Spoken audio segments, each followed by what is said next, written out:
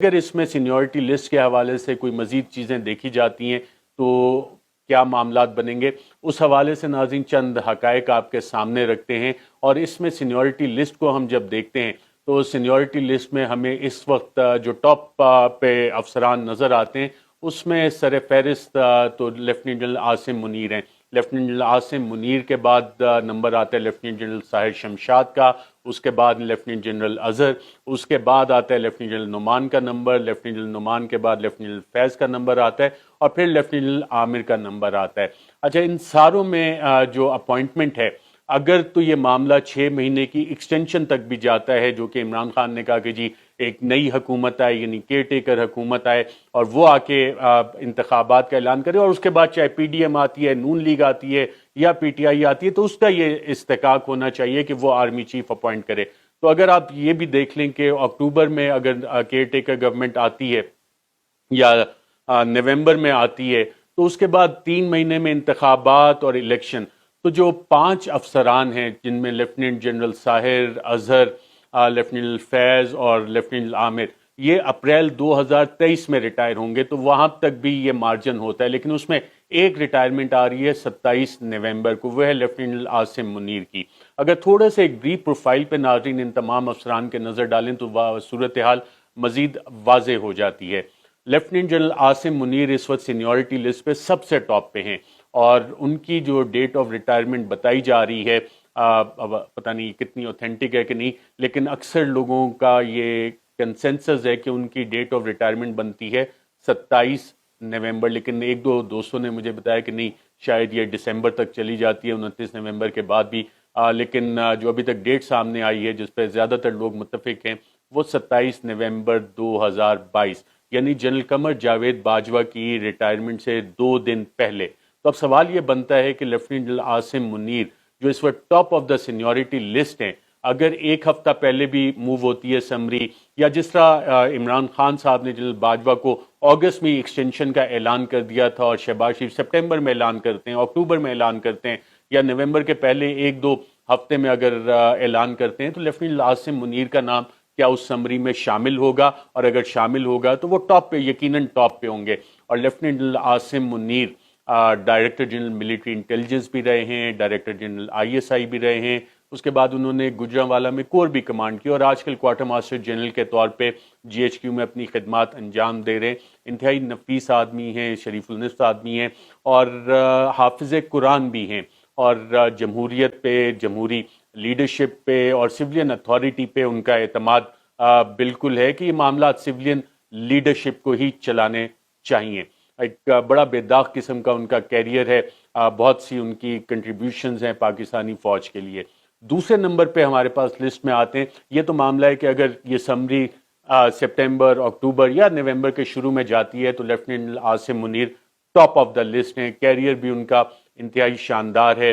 جو ان کی شخصیت، جس شخصیت کے وہ مالک ہیں، حافظ قرآن بھی ہیں، وہ بھی بہت سے لوگوں کو امپریس کرتی ہے۔ دوسرے نمبر پہ ناظرین نام آتا ہے لیفٹیننٹ جنرل ساحر شمشاد کا۔ لیفٹیننٹ جنرل ساحر شمشاد صاحب انتہائی اچھے آدمی بھی ہیں، اور ڈائریکٹر جنرل ملٹری آپریشنز بھی رہ چکے ہیں۔ ڈائریکٹر جنرل ملٹری آپریشنز کے علاوہ جو ایک امپورٹنٹ اسائنمنٹ ان کے پاس تھی وہ چیف آف جنرل سٹاف کی تھی، اور چیف آف جنرل سٹاف کا عہدہ جو ہے پاکستان کی فوج میں کہا جاتا ہے کہ ڈائریکٹر جنرل ملٹری آپریشنز اور چیف آف جنرل سٹاف یہ نرو سینٹر کی حیثیت رکھتے ہیں، اور انٹیلیجنس کے معاملات، انفارمیشن کے معاملات، آپریشنل معاملات یہ سارے دیکھتے ہیں۔ اور اس کے بعد ان کی تعیناتی ہوگی بطور کور کمانڈر راولپنڈی، جہاں پہ ابھی تک یہ اپنی خدمات انجام دے رہے ہیں۔ لیفٹیننٹ جنرل ساحر شمشاد نے تقریباً اسی سال اپنے ایک پرانے اسکول کا دورہ بھی کیا، اسلام آباد model college for boys F84، اور وہاں پہ جو اساتذہ تھے ان کے ساتھ جو ان کی انٹریکشن ہوئی، جو باقی کولیگز کے ساتھ ان کی انٹریکشن ہوئی، اس سے بہت سے لوگوں نے ان کا بہت اچھا تاثر لیا۔ فوج پاکستان میں بھی ان کی بہت عزت کی جاتی ہے۔ مجھے یہ بتایا گیا کہ ان کا جو فارم ہے اس میں نیکسٹ آف کن میں لکھا گیا ہے پاکستان آرمی، سندھ ریجیمنٹ سے ان کا تعلق ہے، اور پوری طرح کمیٹڈ ہیں اپنے پروفیشن کے ساتھ۔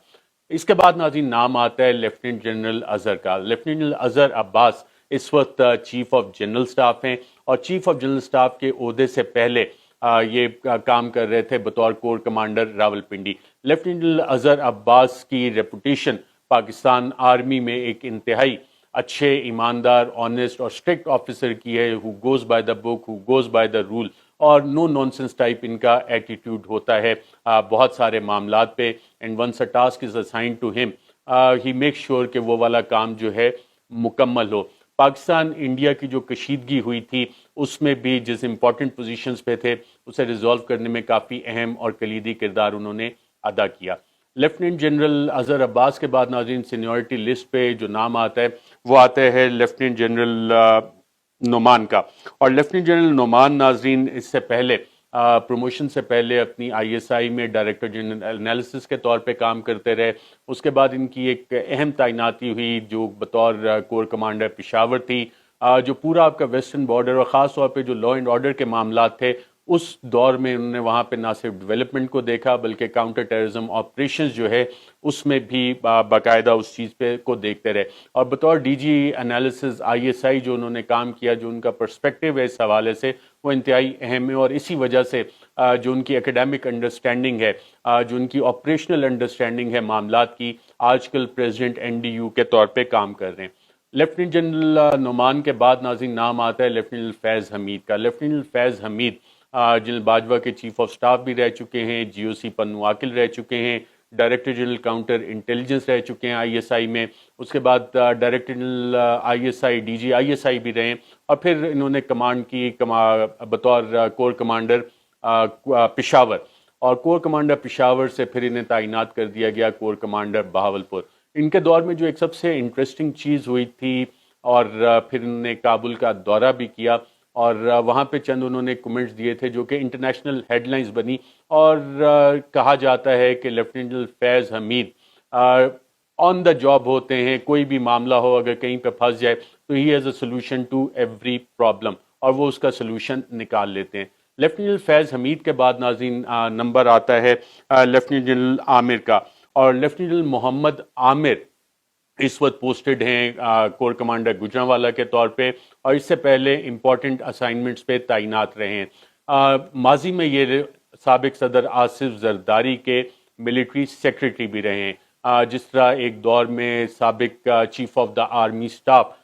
جنرل اشفاق پرویز کیانی محترمہ بے نظیر بھٹو کے ملٹری سیکرٹری رہے تھے۔ یہ تو ناظرین سینیورٹی لسٹ بنتی ہے کہ اگر آپ 6 مہینے کے لیے ایکسٹینشن جنرل باجوہ کو نہیں دیتے، نئے انتخابات نہیں ہوتے، اور 29 نومبر کو چینج آف کمانڈ ہونی ہے۔ جو چینج آف کمانڈ ناظرین 29 نومبر کو ہونی ہے، اس میں ایک اور اہم عہدہ جو ہے chairman joint chief of staff committee کا، اس پہ جنرل ندیم وہ بھی ریٹائر ہو رہے ہیں، اور ان کی ڈیٹ آف ریٹائرمنٹ کا مطلب یہ ہے کہ 27، 28، 29 یہ 2 اہم تعیناتیاں جو ہیں وہ نومبر کے مہینے میں ہونی ہیں، اور اگر سینیورٹی پرنسپل کو فالو کیا جاتا ہے تو بہت سے لوگوں کا خیال یہ ہے کہ لیفٹیننٹ جنرل ساحر شمشاد یقیناً یا تو chairman joint chief of staff بنیں گے یا chief of the army staff بنیں گے، اور اگر یہ سمری پہلے موو ہوتی ہے اور سینیورٹی لسٹ اور میرٹ کو جس طرح وہ فالو کرنے کی بات کر رہی ہے پاکستان مسلم لیگ نواز، اپنے ماضی سے ایک بریک کرنے کی بات کر رہی ہے،